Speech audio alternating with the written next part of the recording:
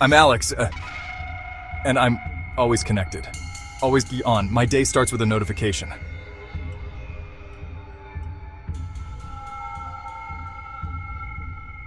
It ends with a notification, and in between, it's an endless stream of likes, shares, and comments. I thought I was living life to the fullest, but was I really living it all? It hit me when I missed my sister's graduation. I was there physically, but mentally, I was lost in a sea of memes and status updates. I didn't even realize she had walked across the stage until it was too late. The moment was gone, replaced by a fleeting tweet I can't even remember now.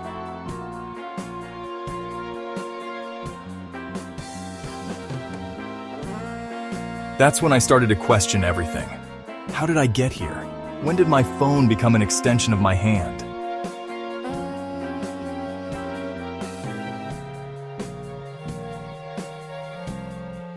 Did you know that the average person checks their phone 96 times a day? That's once every 10 minutes.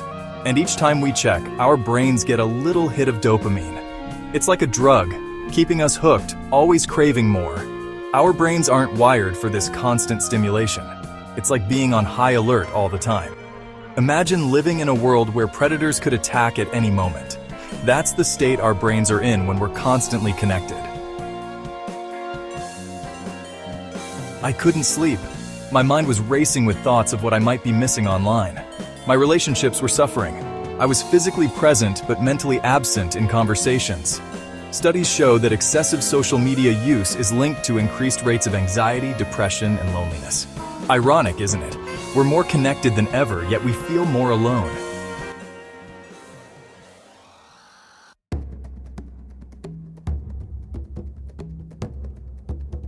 Then, one night, during a power outage, I experienced something I hadn't in years. Silence. True, uninterrupted silence. It was terrifying at first. The absence of notifications, the lack of constant input. It felt like withdrawal. But then, it was beautiful. I could hear my own thoughts again. I realized I had been drowning in noise, missing out on the richness of real life. I'd forgotten what it felt like to be bored, to let my mind wander, to daydream. Did you know that boredom is crucial for creativity? It allows our minds to make new connections, to problem solve in unique ways. But we've eliminated boredom from our lives. We fill every moment with scrolling, liking, sharing.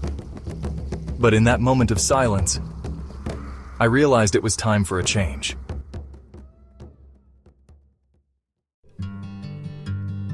Now I'm learning to disconnect, to be present. It's not easy, but it's worth it. I've started small. No phone during meals. No social media for the first hour after waking up.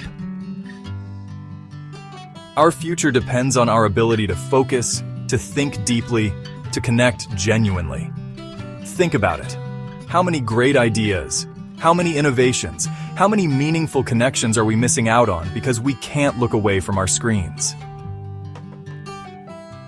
It's not too late to change, to reclaim our time, our attention, our lives, because life isn't happening in your phone. It's happening right now, all around you. So what will you do with your one wild and precious life? Will you scroll through it, or will you live it?